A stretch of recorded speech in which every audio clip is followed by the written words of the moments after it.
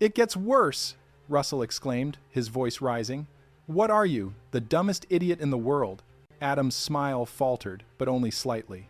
Thanks for sharing my happiness, Russ. You've only known her 7 months!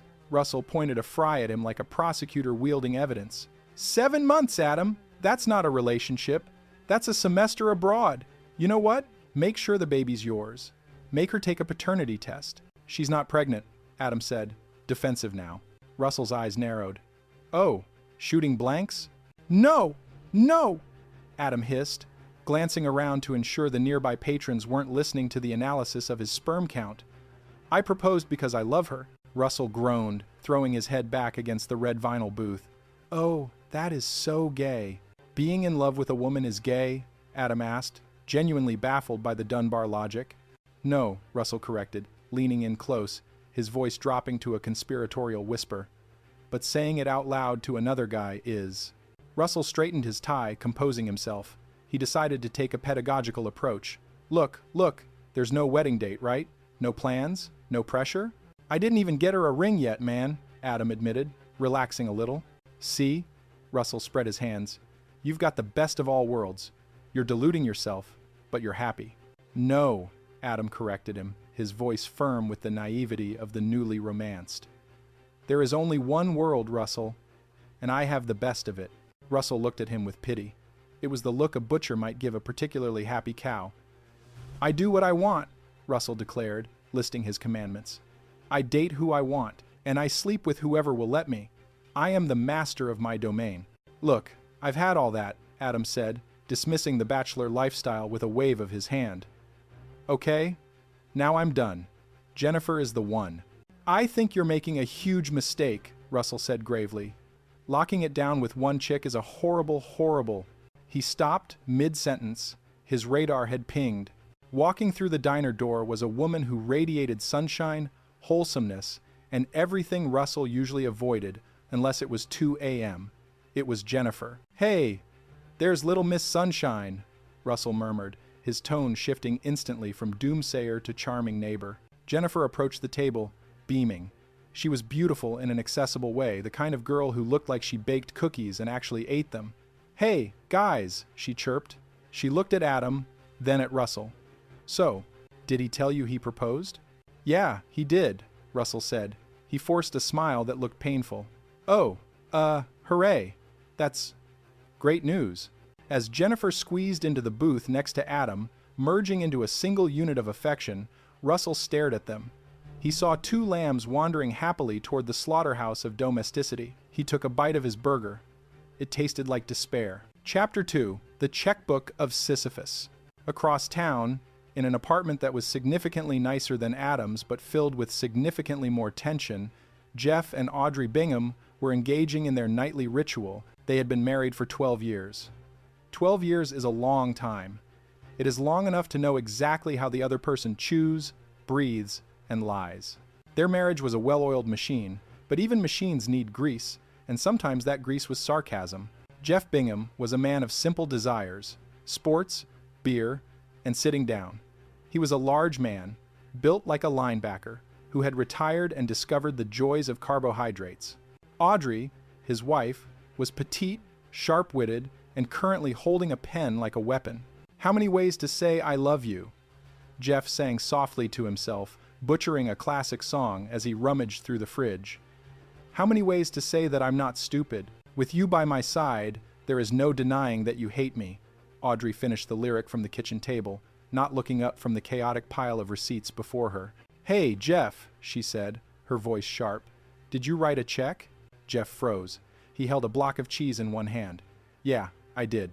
Oh, Audrey sighed. The sound of a woman who had expected nothing and was still disappointed. You didn't put it in the register thing. Now it's all... whatever. It was for the exterminator that was here last week, Jeff explained, closing the fridge with his hip. It was like $60-ish?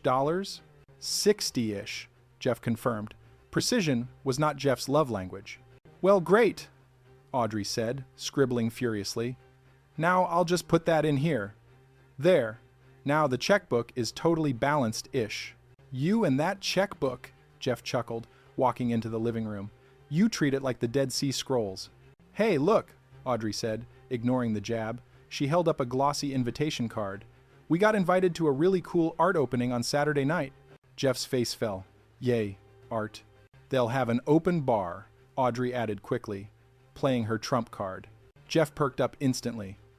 I will go there for that reason. Let's go invite Adam and Jennifer to go with us, Audrey suggested. She stood up, stretching. Hey, when is Adam moving in, anyway? Jeff stared at her. He blinked slowly. Honey, he moved in a couple of days ago.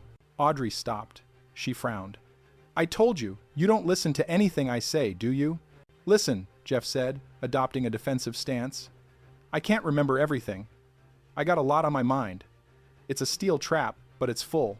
Audrey crossed her arms. Uh-huh. What did Derek Jeter bat last season?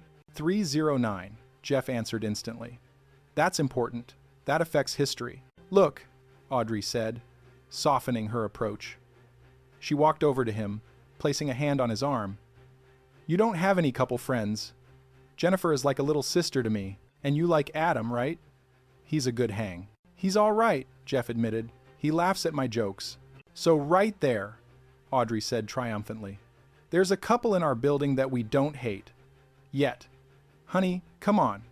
They're just starting out. We need to set a good example. Jeff looked at his wife. He loved her. He feared her slightly, but mostly he loved her.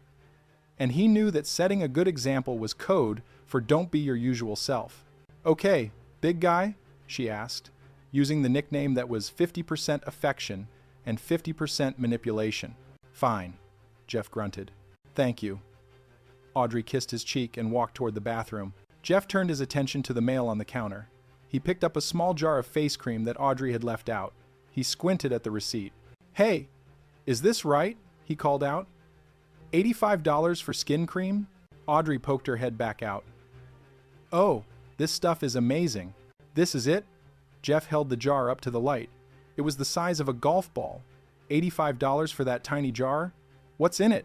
$80. Look, Audrey shot back, her eyes narrowing. You spent $109 on a robot dog.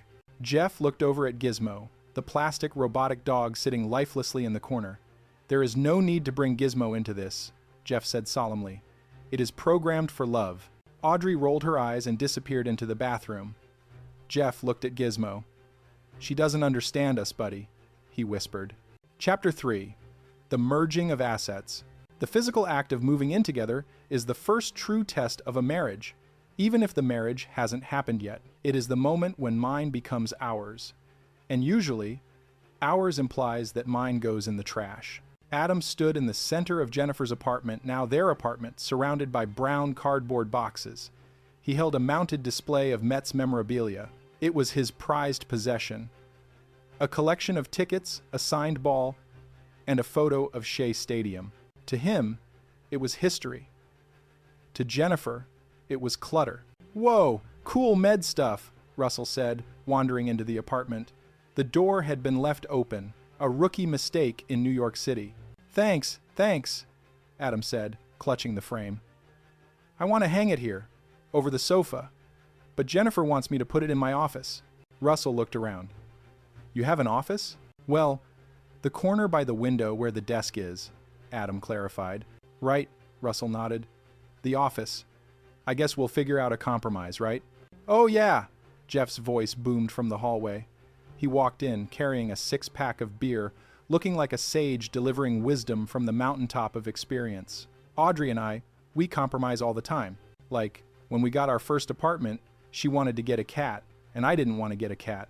So we compromised and got a cat. Adam laughed nervously. That's too bad, fella. That's not going to happen to me. Jennifer's allergic to cats. So am I, Jeff said, his face deadpan. Adam stopped laughing. He looked at Jeff, searching for the punchline. There wasn't one. Well, then why did you let Audrey get her way? Adam asked. You have a biology textbook around here? It explains the allergic reaction. Look, Jeff said, opening a beer. You're going to find a place for all your stuff, and you'll get settled in. You think marriage is going to be really great, don't you? I do, Adam said earnestly. I really do. Based on what? Jeff asked, gesturing around the room with his beer bottle. Look at this, Adam said, grabbing a scanner gun for the wedding registry that lay on the table. Jennifer wants a cake plate for our wedding. That means there's going to be cake, Jeff sighed. It was a deep, rattling sigh that sounded like a tire deflating. Yeah. Sorry to disappoint you, kid, but there's not going to be any cake. What do you mean?